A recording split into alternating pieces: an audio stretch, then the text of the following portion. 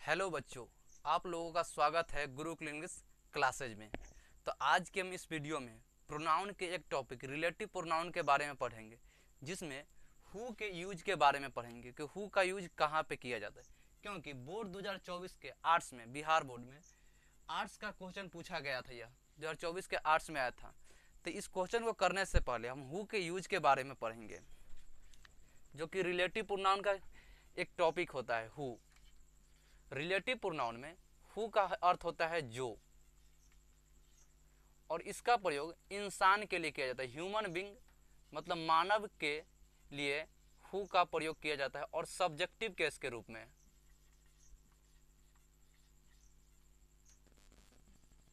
मतलब हु का प्रयोग ह्यूमन बींग के लिए किया जाता है। सेंटेंस में अगर ह्यूमन बींग की चर्चा हो, मानव की चर्चा हो, तो हु का प्रयोग करेंगे। उस वहाँ पे हु का अर्थ जो होगा, और हु सब्जेक्ट के रूप में कार्य करेगा। इसके दो ट्रिक होते हैं।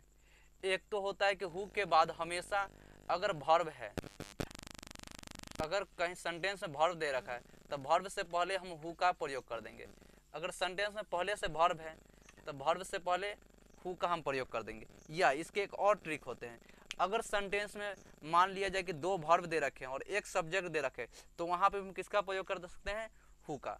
अगर सेंटेंस में वन सब्जेक्ट है, सेंटेंस में एक सब्जेक्ट दे रखा है एंड टू वर्ब दे रखे हैं, तो फिर वहां पे हम किसका प्रयोग करेंगे? हु का। ये दोनों ट्रिक भी हम अप्लाई कर सकते हैं। अगर सेंटेंस में अगर वर्ब है और इंसान की चर्चा है तो उसके पहले हु का प्रयोग कर देंगे। या सेंटेंस में अगर दो वर्ब दे रखे हैं और एक सेंटेंस दे रखे हैं तो हु का वहां पे आराम से प्रयोग कर सकते हैं। इसका जो यूज होता है, हु का यूज या जो के अर्थ में होता है, मानव के लिए किया जाता है और सब्जेक्टिव केस में किया जाता है। तो यह जैसे क्वेश्चन देख रहे हैं, the man is standing here is my uncle. वह आदमी जो वहां पे खड़ा है वह मेरे अंकल हैं। तो यहाँ पे देखेंगे तो इज भी एक क्या है? हेल्पिंग वर्ब है। और यहाँ पे भी इज क्या है? एक हेल्पिंग वर्ब है। और यहाँ पे हम किसकी एक सब्जेक्ट कितने हैं? एक है। वर्ब दो दे रखे हैं और सब्जेक्ट एक है। और हु का यूज इंसान के लिए होता है। और यहाँ पे मैन की चर्चा की जा रही है, जो कि मेरे अंकल है। जब पर्सन की चर्चा हो रही है, इंसान की चर्चा हो रही है, और दो वर्ब दे रखे हैं और एक सब्जेक्ट दे रखे हैं, तो हम किसका प्रयोग कर सकते हैं? हु का। क्योंकि यहाँ पे जरूरत भी किसकी है? हु का। दिस इज द बॉय, यह वही लड़का है। Dash is ready to do this work, जो इस काम को करने के लिए तैयार है। तो यहाँ पे देखेंगे तो दिस भी एक क्या है? सब्जेक्ट है।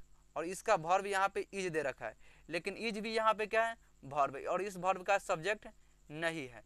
यहाँ पे टू वर्ब है, लेकिन टू के बाद यहाँ पे इसका ऑब्जेक्ट यहाँ पे है। तो इज यहाँ पे वर्ब, इसका सब्जेक्ट नहीं है। तो सेंटेंस में दो वर्ब है और एक सब्जेक्ट की जरूरत है, तो किसका प्रयोग कर देंगे? हु का। जब सेंटेंस में दो वर्ब हो और एक सब्जेक्ट हो तो वहां पे हम किसका प्रयोग कर सकते हैं? हु का। उसमें चर्चा इंसान की होनी चाहिए। जैसे यहाँ पे चर्चा हो रहा है बॉय की, अगर बॉय का चर्चा नहीं होगा तो वह अगले टॉपिक में पढ़ेंगे तो क्या लगाया जाता है। अगर इंसान की चर्चा हो और सब्जेक्ट की जरूरत हो तो किसका प्रयोग कर देंगे? हु का। ये एग्जाम बोर्ड में आया था 2024 आर्ट्स का क्वेश्चन है कि I have friends dash love me a lot. देखेंगे तो हैव यहाँ पे क्या है? वर्ब है। और इस वर्ब का सब्जेक्ट आई दे रखा है, तो एक वर्ब यह हो गया और एक वर्ब लव है। इस वर्ब का ऑब्जेक्ट तो है लेकिन इस वर्ब का सब्जेक्ट नहीं है। तो सेंटेंस में दो वर्ब दे रखे हैं और एक सब्जेक्ट की जरूरत है, और व्यक्ति की बात की जा रही, इंसान की बात की जा रही, तो यहाँ पे हम किसका प्रयोग कर देंगे? हु का। अगले नेक्स्ट टॉपिक में हम हुम के बारे में पढ़ेंगे, हुज और विच के बारे में पढ़ेंगे। अगर वीडियो पसंद आया हो तो लाइक, शेयर एंड सब्सक्राइब करें, और कमेंट में क्वेश्चन नंबर 3 का आप आंसर दें।